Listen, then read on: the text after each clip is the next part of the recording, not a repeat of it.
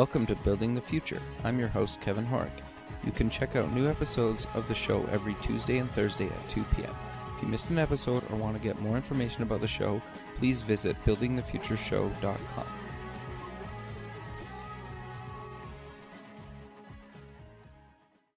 SoupX, the Startup Expo, North America's premier startup conference, is March 6th and 7th, 2017, in sunny Fort Lauderdale, Florida. Affordably priced, SoupX is a 2-day international conference featuring workshops, panels, speeches, a $50,000 startup competition, and over 100 exhibitors. For more information, go to sup-x.org. Welcome back to the show. Today we have Maura Sparks. She's the president at Siliconic Home. Maura, welcome to the show. Thank you. I'm glad to be here. Yeah, I'm excited to have you on the show. I think what you guys are doing kind of with your tech startup, I don't want to cover it quite yet, is actually really, really interesting and kind of an interesting take for kids. But maybe before we kind of get into that, let's get to know you a little bit better and start off with kind of where you grew up. Okay, great. So I grew up, I'm a Northern California girl. I grew up in the Bay Area. I went to college in the Bay Area. And I now reside in Napa. Okay. You're probably one of the few people that was born and raised in Northern California, especially in tech, right? Everybody's kind of moving there from other parts of the world. It seems that way. Yeah, it's a beautiful area, though. So I'm curious, you obviously went to university in Northern California. What did you take in university? So I studied for journalism and communications. Okay. And my first job actually was working for a small startup company. Okay. Doing 3D visualization software. Okay. And that sort of, got me into technology. Okay. And I just ended up staying and working and loving it, and loving all the, the constant emerging technology and constantly never changing, always changing, pace of technology and learning about new markets. So. No, that makes sense. So I'm curious though, how did you go from kind of going to school for kind of journalism to getting in that industry? While I was in college, I met somebody through my roommate, and I sort of lost contact with him. I ended up going down to Los Angeles. I was interning at a film company. At the time, I was sort of really interested in maybe filmmaking, and I'm sitting there in near UCLA and at a restaurant, and in walks Sean McKenna. And I was like, "Hey, I know you." And he's like, "Yeah, how are you doing?" And I'd met him, like I said, up in San Francisco through my roommate. He started telling me about a startup company he was doing in San Francisco. And at the time, I was like, "Oh, that sounds really cool." I ended up eventually, about 6 months later, moving back up to the Bay Area. And I was living in San Francisco at the time, and I ran into Sean McKenna again. And he says, I'm hiring at the startup. I'm looking for a marketing assistant. And I ended up getting the job. So that was how I was just sort of, connections. And that was sort of what got me the bug of working. The company at the time was called Paracom, and Okay. It was later became part of Macromind, which became Macromedia, and then eventually got bought by Adobe Software. Sure, I remember those days. And it was a great, So it was a great environment to learn. I mean, Sean McKenna is the son of Regis McKenna. Sure. So he's was a great boss, and I learned a lot. The CEO of the company was great at you know, working with investors. So, we were able to get funding, and he was able to, do these sort of partnerships, and then, get, bought out. And so, I mean, it was a great, I felt like I was sort of able to, see the whole arc and process. And while I was working there, I ended up meeting, somebody who ended up becoming my husband. It was such a small company. I met Joe Sparks, and Joe and I ended up starting a game company, a CD-ROM game company. Okay. And for mobile, right? At the time, it was CD-ROM. So okay, sure, yeah, there you go. So we did one of the first CD-ROM games, which was I had helped him on Spaceship Warlock, which is one of the first CD-ROM games on the market. And then after that, we started a company called Pop Rocket. Okay. And that's the mobile game company, right? No, that was later. I ended up doing a mobile game company, focusing more on games for girls. Okay.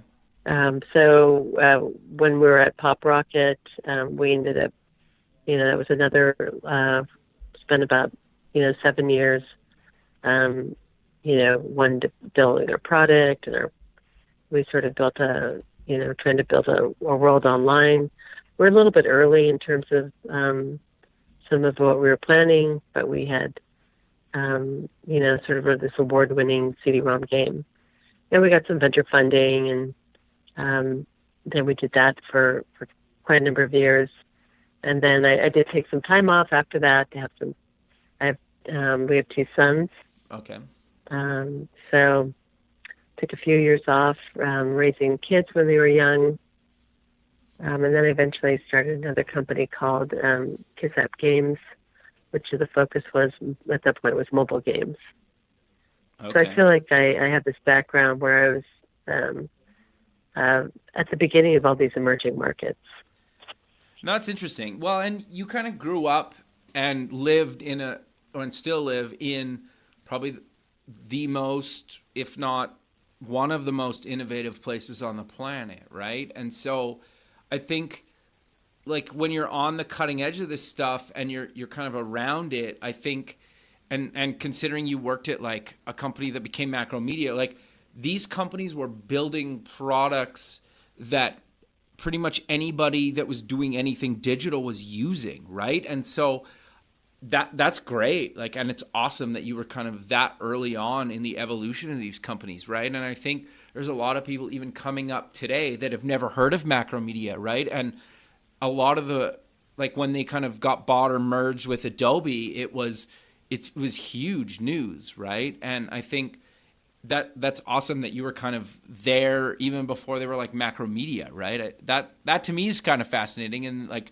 I remember the like Flash and Director and Authorware days, right? Like that was kind of early in my career, right? And so it's great that you've kind of been through all those phases of this whole kind of industry, right? And you have tons of experience in it. Yes, yeah, that's and it was, I think being there and being in the startup, you end up learning a lot, and you make a lot of, interesting connections with other people in the industry. You end up sort of writing this arc of, like you said, these different markets that end up sort of starting and growing, and, some peaked, like CD-ROM market, right? Sure. But you end up taking a lot of those, some of the basic tools you carry over into the mobile space. Sure. So you're now the president of Siliconic Homes. What exactly is the company, and what exactly are you building in that platform? So Siliconic Home is a hardware and software company. Okay. And what we're developing is a voice user interface device for kids. Okay. It's like the Echo, correct? It's very similar to the Echo, except ours is exclusively for kids, and what differentiates it from the Echo is the form factor. I mean, it's designed, and for kids. It's appealing. They'll be able to personalize the exterior to some extent. Okay. It's very sturdy. They can, if they drop it or accidentally drop it in a puddle, it will still continue to work. If they, run around the house and maybe they hit where they're not connected to Wi-Fi, it will still work. We have, embedded on the device and in the cloud connectivity. Okay. And all the content is geared exclusively for kids, so parents can feel very, feel confident that their child is not going to be, redirected to something inappropriate online. Right.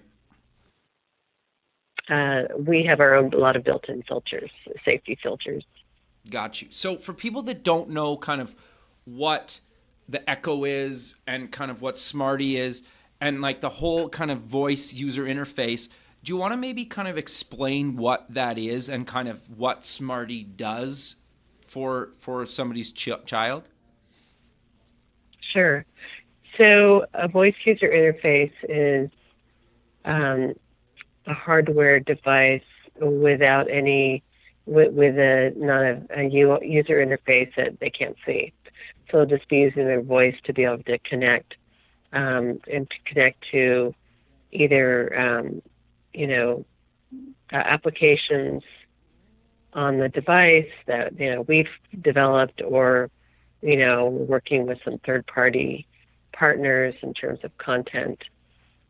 So it's a hands-free electronic enabled device.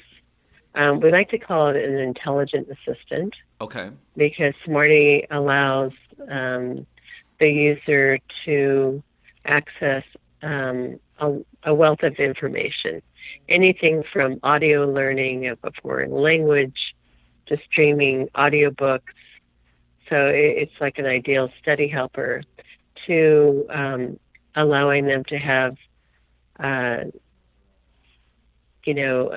sort of features that allow them to set an alarm, control their room, turn off their lights, send. There's also telephony, so they can, with a contact list, they can say, Smarty, call mom, and Okay. it will do a speaker call. It can connect to other IoT devices like speakers. Right.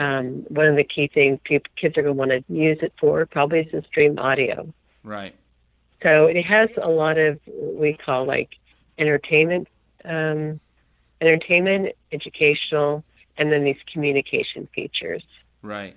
And in sort of this intelligent connected device for kids. Got you. The thing that seemed really cool to me is like the ability to kind of take notes or help with kind of homework or kind of definitions around, certain words as they're Right. maybe reading, right? So do you maybe want to kind of cover some of the, I guess like they're all kind of practical uses, but maybe some of the kind of like educational side of that stuff or how it could help with like homework, for example? Sure. So one thing that we're doing, we're working with a company that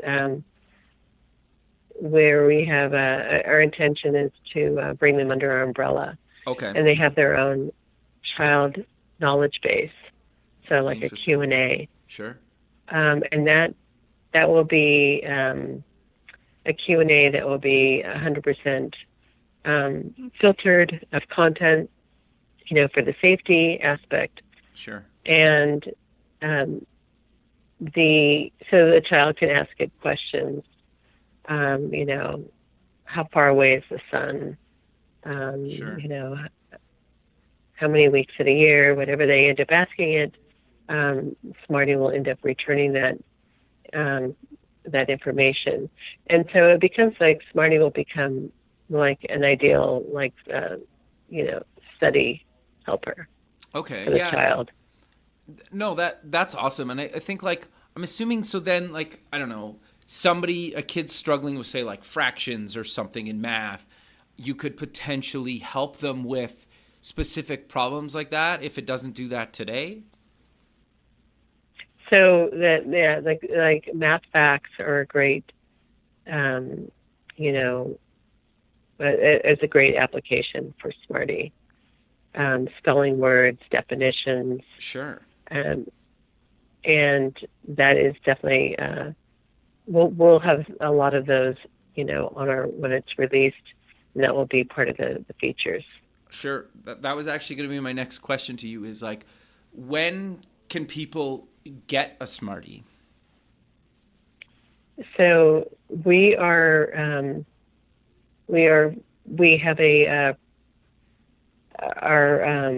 prototype that will be showing around Silicon Valley this month, and we're raising money. We've been in the process of raising money, so we're looking at about, depending on when we finish closing some of our investor rounds, we're going to be looking probably, our goal is, 12 months after that.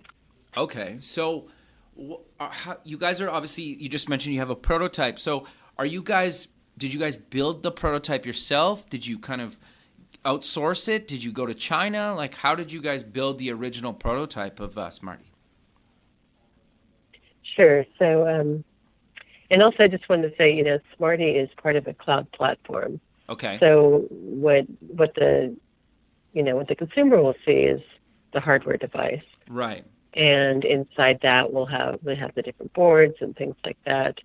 But we're in the cloud as a cloud platform, and on that we'll have the speech recognition software, some AI learning.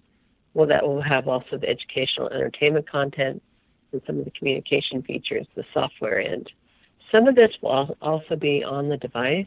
Okay. We also, like I mentioned, will have the speech recognition on the device and in the cloud, just so a child doesn't lose connectivity. Right. And they'll be able to have maybe some certain software stored on the device, like songs and things like that. Sure. And that is, and of course, the whole AI will be able to figure out, like if a child was streaming, say, an audiobook, and they went through chapter 3, when they come back again, the child should be able to ask the device, Smarty, read me, Harry Potter. And Smarty should be able to recognize that they left off on chapter 3. Okay, interesting. If they're learning their math facts and they end up, advancing through a certain level, the device should be able to recognize and maybe prompt the child, you did a great job on your, multiplications. Do you want to advance to, multipliers of 9? Sure. Or something like that. Interesting. So there's a, so that whole angle of learning is important, the artificial intelligence. And the back end, there'll be a dashboard for parents. So a parent can be able to see, what does my child ask Smarty? Interesting. How much time did they spend on math? Oh, Are they okay. really just using this for music? Anyway, and and then there's that customization feature on the back end as well. That a parent, like I mentioned, with the telephony, they can put the contact names in, so a child can just easily call, or they can put initially when they first get it, they'll sit down with the parent, and they'll be able to put in their their age or grade level, gender. So there's some customization. Sure. The Smarty will be more appealing to that demographic.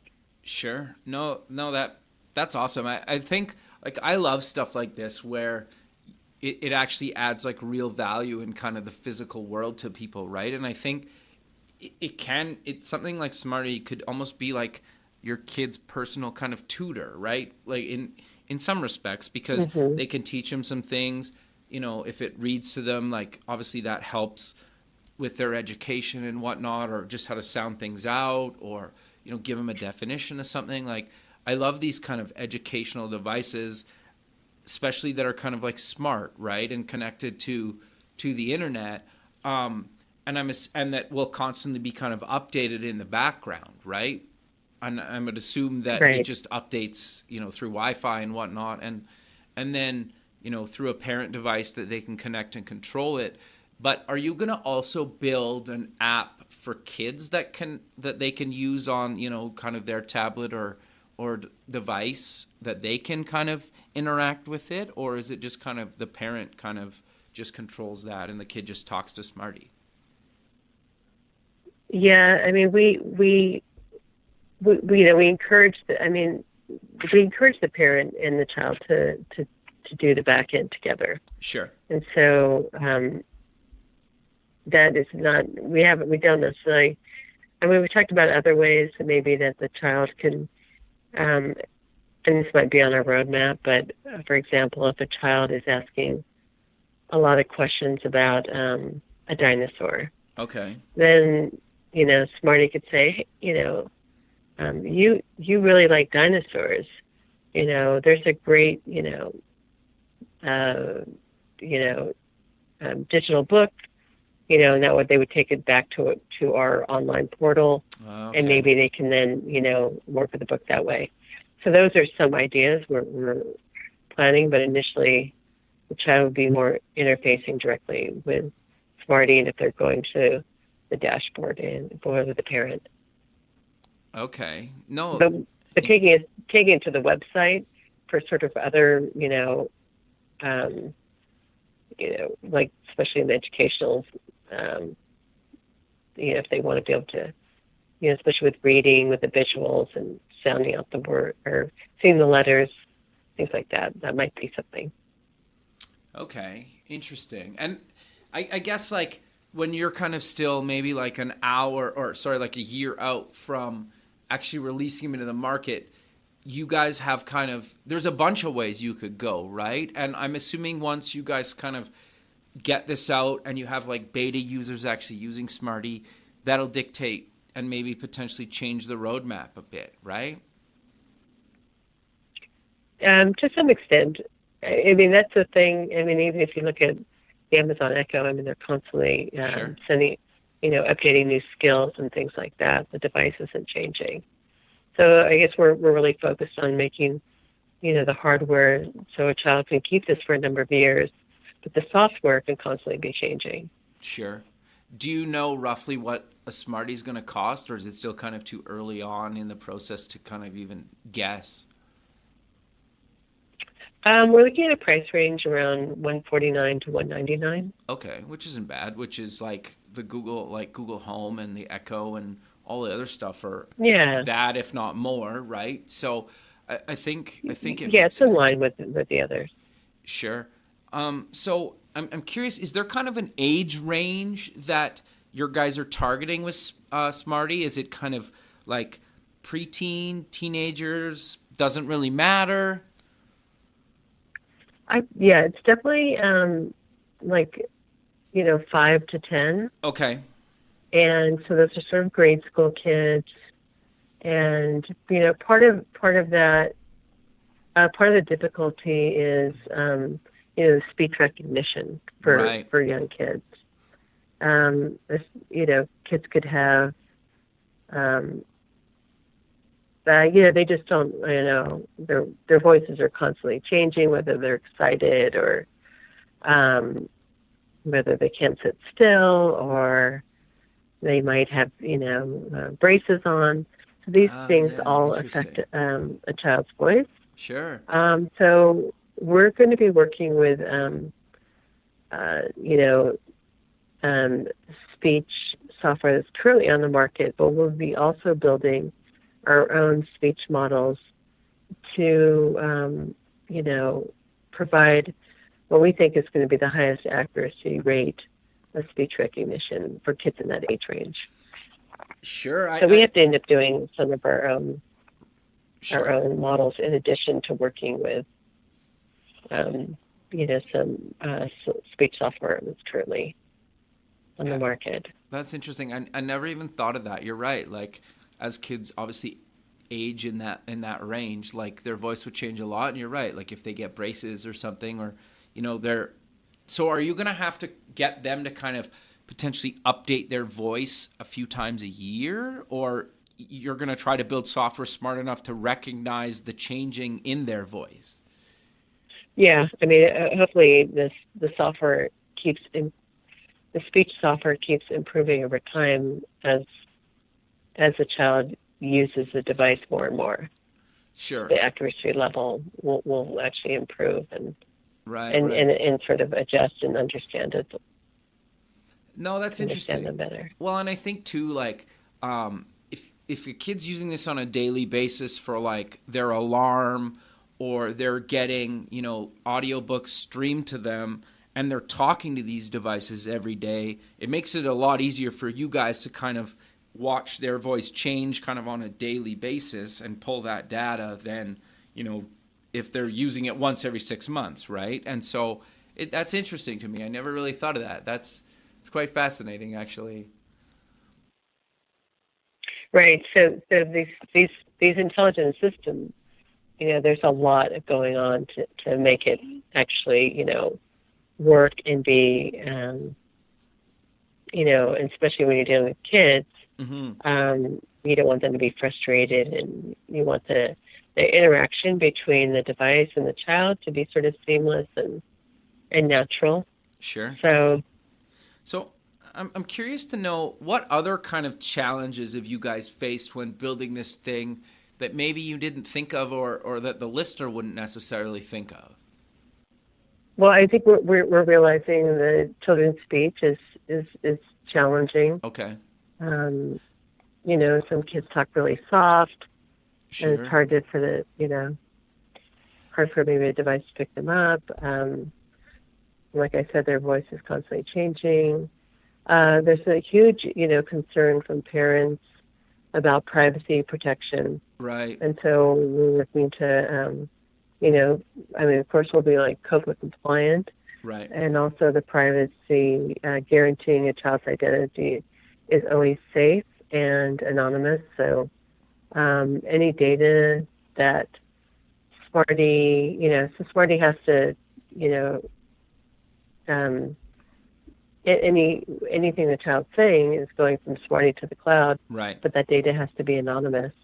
Right. So it can't be tied back to children.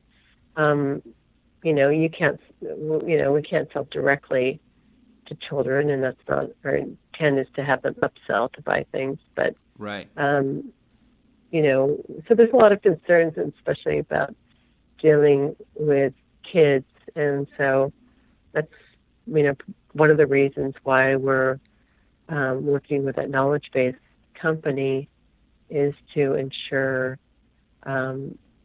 all the safety factors. And so it ends up becoming, it's not as open as other devices because of that, And actually, I think as a parent, I don't really want my kids, going off in certain areas anyway.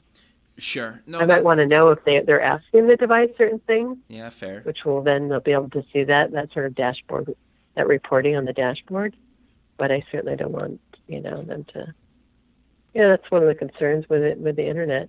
Also, Smarty's great for a 5-year-old because maybe their spelling, isn't great yet, and they can't use a keyboard, and right. So it ends up being sort of a great device for a young child like that. Sure. And then, are you guys going to support kind of multiple siblings can talk at the thing, or is it kind of one device per child? So like the speaker identification, be able to pick up. Ideally, it's for one child. Okay. And that makes sense because one of the things we're going to be doing is, so the prototype that's actually on our website Yeah. is something, a 3D model that I designed, and we ended up having, this form factor, 3D printed model. So inside the head, it has all the different hardware pieces. But we're going to actually be doing a different form factor, which will allow the child to actually customize it. And so if you have two siblings, a boy and a girl, they're not necessarily going to want the same, Right. out exterior. Sure. So I think that's, it's going to be really fun for the kids to be able to customize it. Sure. And then, the speech recognition and the device. And also, the customizing of, your age and, content. Ideally, it's just better to have them each have their own. Yeah, that makes sense because it could, sing you happy birthday on your birthday or stuff like that, right? Kids want different songs. And if you're using it as an alarm clock or they're both doing homework at the same right. time, obviously they can't be both talking at the same thing at the same time, right? Logistically it doesn't make sense. No, that's interesting. So I'm curious, is there a way for people to get into the beta, or is it kind of a closed beta and, you guys choose who you guys are going to be kind of beta testing this on? We are, if somebody, we're totally open. We'd love to, if people are interested, they can go to our website and go to our request more information, and we'll keep those names. Okay. And are you looking for people just kind of in the United States or kind of beyond, or it doesn't really matter? We're going to be launching this in the U.S. Initially. Sure. And we're open to other countries, and it really just depends on what kind of partnerships. We are actually going to be, we're finalizing a subsidiary in China. Oh, wow. So we think China might, is likely to be our second biggest market. Sure, I can imagine. And we are going to be, so that's, that could be a likely market we'll be, approaching after that. But our goal is to focus on the U.S. initially. Sure.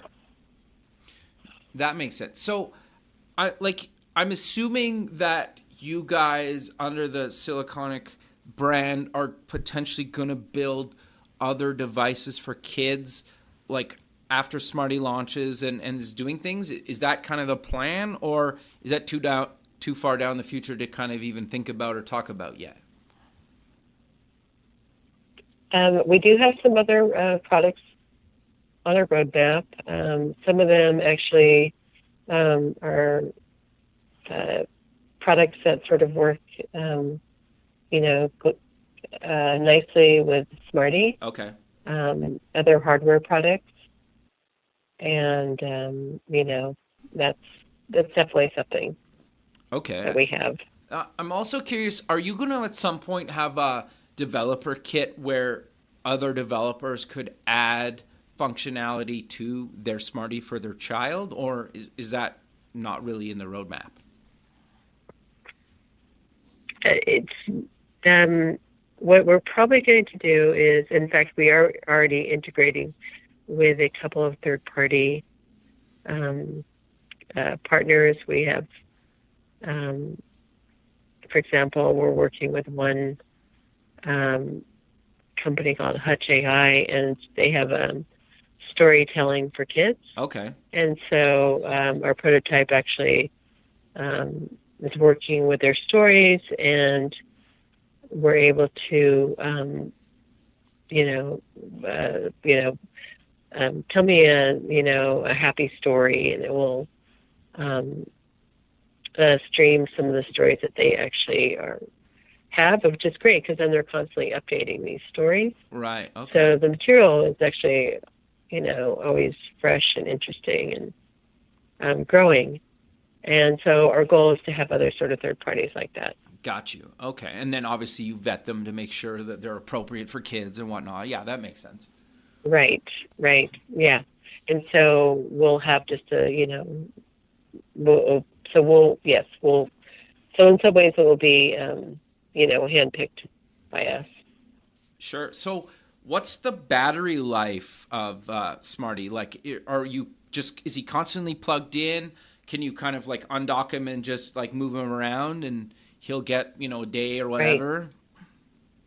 Yeah. So you can, it's an inductive charger. So Okay. the child could take it off it and walk around the house, go outside even. And it is, they can take it to the different rooms of the house. Got you. Okay. And, No, that's great. So we're kind of coming to the end of the show. Maybe let's close the show with mentioning where people can get more information about you guys and Smarty. okay, great. So we do have a website, which is under our company name, which is siliconichome.com. Okay. And I'm happy to, if anybody wants to send an email, and I am msparks@siliconichome.com. Perfect. Well, I really appreciate you taking the time out of your day to be on the show, and I look forward to keeping in touch with you and watching kind of Smarty's progress throughout the rest of the year. Oh, thank you so much. I really appreciate this. And I just love to hear from some of your viewers. And if they're interested, I'd be happy to put them on our list and, beta testing. And we're always looking for feedback. And so thank you. I appreciate this. Perfect. All right. Well, you have a good rest of your day, and we'll talk soon. All right. Okay. All right. Take care. Bye-bye. Bye.